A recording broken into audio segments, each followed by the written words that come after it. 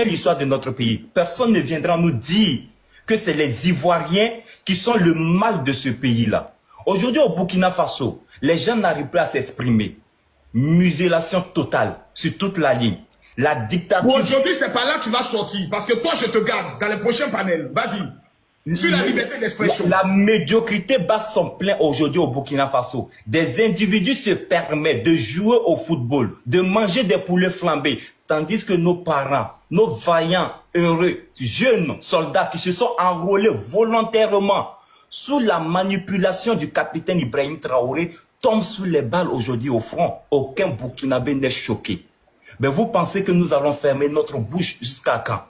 Non, nous n'allons pas fermer nos bouches. Makosso, ce qui est encore choquant dans ce pays-là, c'est de voir des intellectuels, des Burkinabés, dotés d'une lucidité qui ne dit pas son nom, mais qui décident de fermer les bouches sur tous ces dérives qui se passent aujourd'hui au Burkina Faso, sous prétexte parce qu'on a un jeune capitaine qui a pris les armes pour venir juste manipuler une population. Mais nous disons que ça ne va pas continuer. Nous allons continuer à dénoncer. La Côte d'Ivoire n'a rien à voir, où je vais chuter et puis laisser les gens, les autres vont poser des questions. La Côte d'Ivoire n'a rien à voir. Au contraire, Makosso, ici, par votre panel, je tiens à remercier cette Côte d'Ivoire. Docteur, je te fais remonter après. Je vous parle sincèrement, je remercie votre pays. Ce pays a fait de moi ce que je suis aujourd'hui, Makosso. J'ai grandi à Divo. Pour ceux qui me connaissent, vous regardez sur ma photo.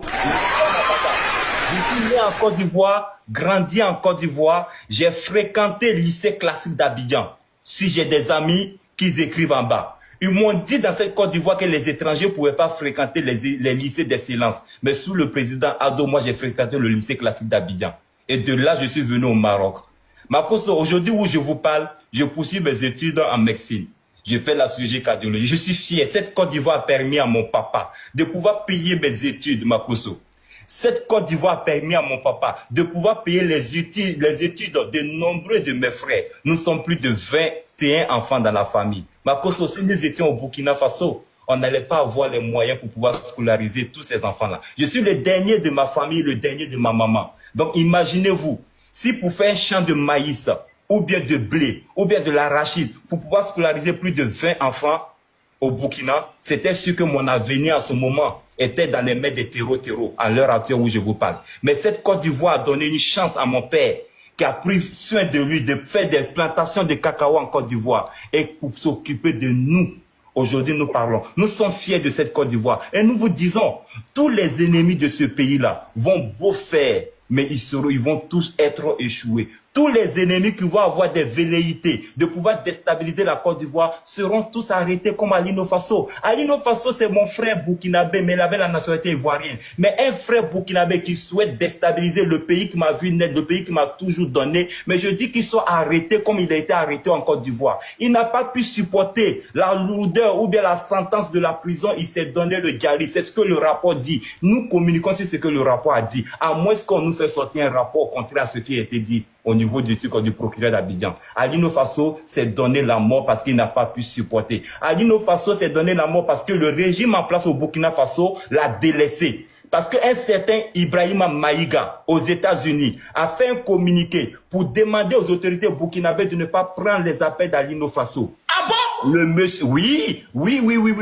Si tu veux, moi je suis quelqu'un, je suis même à la maison aujourd'hui. Je peux même allumer ma caméra, je peux te donner des preuves, des captures et tout. Alino Faso. Ça sera pour le tome de Qu'est-ce qui a tué Alino Faso? Tu seras l'invité spécial. Merci beaucoup, Makosso. Et pour chuter, pour te dire, on a un cyberactiviste du nom d'Harry Sebgo. Makosso, j'ai dit ceci et je répète. Harry Sebgo est celui-là qui est partout à la fois, qui est le cauchemar d'Ibrahim Traoré, qui mange dans l'assiette d'Ibrahim Traoré. Et Ibrahim Traoré, à cause d'Harry Sebgo, il a arrêté tous ses hommes de confiance, prétendant que Harry Sebgo est parmi ses hommes de confiance. Mais Harry Sebgo avait déjà annoncé une semaine avant la disparition d'Alino Faso qu'il y avait juste des téléphones qui ont été infiltrés dans la cellule d'Alino Faso par des individus au Burkina Faso pour pouvoir communiquer avec Alino Faso. Il a appelé aux autorités ivoiriennes. Je vous dis, faites des enquêtes, menez vos enquêtes sur ce dossier-là parce que je sais de quoi je parle. Quelques jours après, on a vu le poltron, le gros port aux États-Unis du nom d'Ibrahim Maïga qui fait une sortie pour parler d'une conversation téléphonique entre Alino Faso et sa femme, qui était la dernière vidéo d'ailleurs. Vous avez tous vu cette vidéo-là sur la toile, où on voyait la tête d'Alino Faso en train de discuter avec quelqu'un, où il disait que les autorités font tout pour pouvoir me faire sortir de là. Ben, c'était ces personnes-là qui ont travaillé à faire infiltrer le téléphone dans la cellule d'Alino Faso. La vraie question à se poser, Makosso, quel était l'intérêt de faire rentrer ce téléphone et quels sont les échanges qu'ils ont eu avec ce monsieur? N'ont-ils pas fait des chantages à ce monsieur parce qu'on connaît le mode opératoire au Burkina Faso?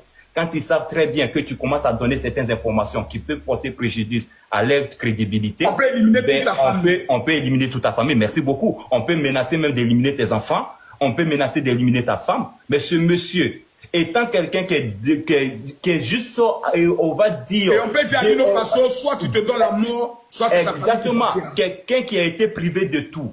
Il n'a pas une communication avec ceux-mêmes qui l'ont entraîné dans ce dossier-là.